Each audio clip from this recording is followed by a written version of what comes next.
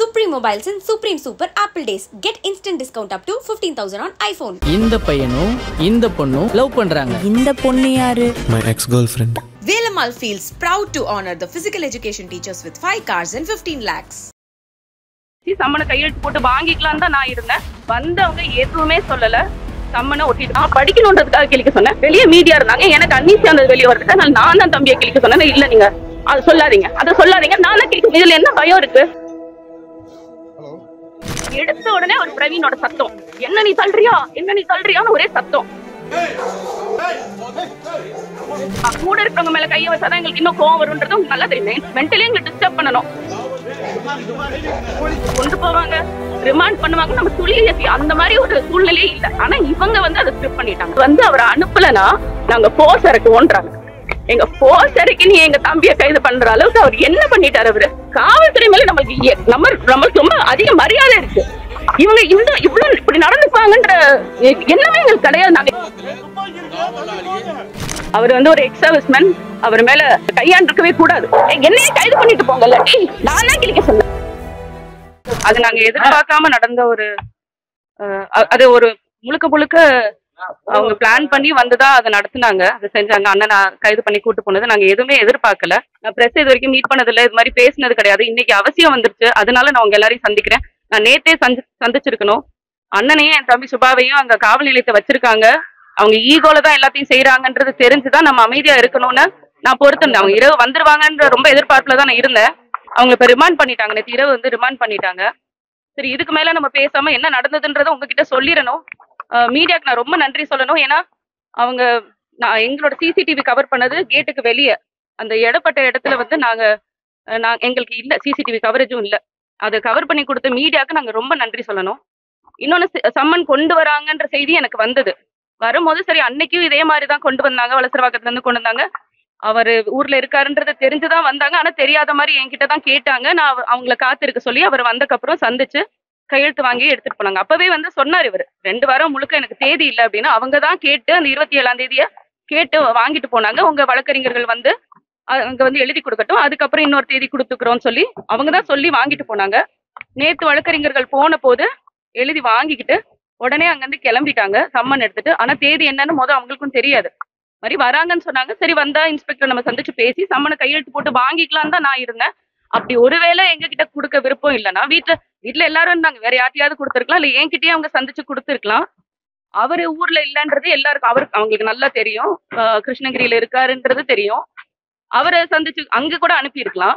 அங்க இருக்கிற காவல் நிலையத்துல அனுப்பி கூட அவர்கிட்ட கொடுத்துருக்கலாம். அதுவும் கொடுக்கல. வந்தவங்க எதுவுமே சொல்லல, சம்மனை ஒட்டிட்டு போயிட்டாங்க. நான் எனக்கு தம்பி சுபாகர் தான் கூப்பிடுறாரு. கூப்பிட்டுட்டு நான் வெளியே வரேன், அது மாதிரி ஒட்டிட்டு போயிட்டாங்க. நீனா சரி ஒட்டி இருக்கட்டும்னு சொல்லிட்டு கொஞ்சம் நேரம் விட்டுதான் நான் கீழே இறங்கி வரேன்.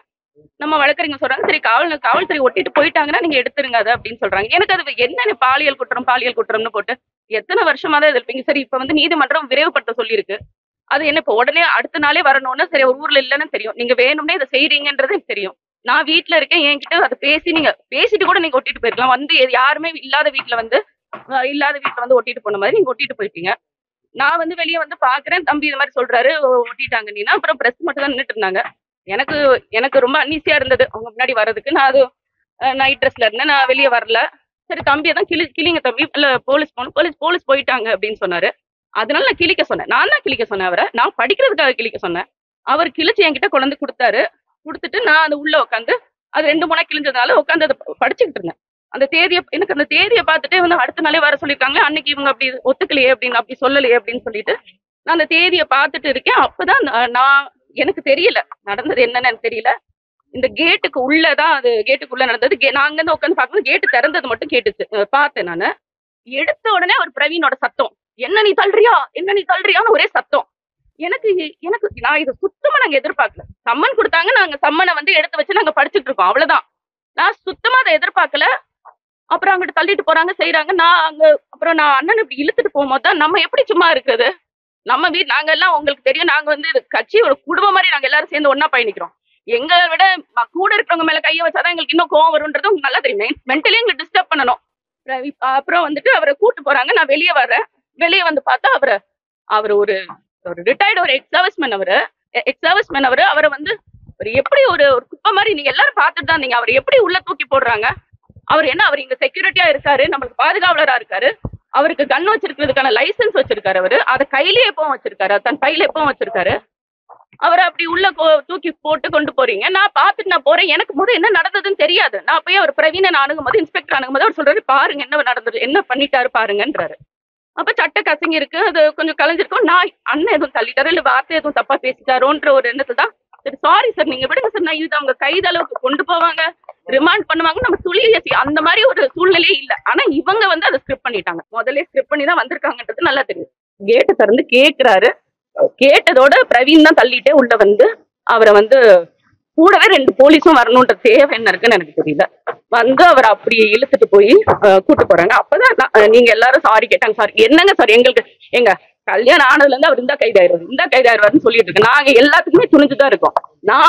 நம்ம அண்ணன் ஏதோ பண்ணிட்டாரோன்னு தான் அவர்கிட்ட சாரி சார் நீங்க விடுங்க சார் அவரன்னு சொல்லி நான் கேட்கிறேன். அவங்க கிட்ட போய் இப்ப நான் எனக்கு நல்லா தெரியுது பிரவீன் வந்து இதை வேணும்னே செஞ்சிருக்காருன்னு. இவங்க எல்லாருமே பிளான் பண்ணி எல்லாரும் சேர்ந்துதான் செஞ்சிருக்காங்க. முதலே முடிவெடுத்துட்டாங்க அவரை கைது பண்ணோம். நம்ம வீட்டுல இருக்கிறவங்களை 2 பேரை கைது பண்ணி நம்மள மென்டலி டிஸ்டர்ப் பண்ணுன்றது அவங்களோட எண்ணம்ன்றது நம்மளுக்கு நல்லா புரியுது. அதுக்கப்புறம் கொஞ்ச நேரம் அப்புறம் எஸ்ஐ வந்தாரு. எஸ்ஐ பாலுன்ற ஒருத்தர் வந்து என்கிட்ட கேட்டார். நான் சொன்னேன் நான் தான் கிளிக்க சொன்னேன், நான் படிக்கணுன்றதுக்காக கிளிக்க சொன்னேன். வெளியே மீடியா இருந்தாங்க, எனக்கு அன்னீசியா இருந்தது வெளியே வரதுக்கு, அதனால நான் தான் தம்பியை கிளிக்க சொன்னேன். இல்ல நீங்க அதை சொல்லாதீங்க நான் தான் கிளிக்க. இதுல என்ன பயம் இருக்கு? நீங்க சர்வ் பண்ணிட்டீங்க. சம்மன் வந்து எங்களுக்கு தானே, மீடியா மூலியமா என் கணவருக்கு தெரிஞ்சுக்கிறதுக்கா இல்ல மீடியா அந்த உலகத்துக்கு காட்டுறதுக்கா சம்மன்? இல்ல நான் தான் சொன்னேன் நீங்க போங்க, நான் வசிரவக்கம் இன்ஸ்பெக்டர் கிட்ட நான் பேசிக்கிறேன்னு சொல்றேன். முடியாது, நீங்க வந்து அவரை அனுப்பலன்னா நாங்க போர்ஸ் இறக்குவோன்றாங்க.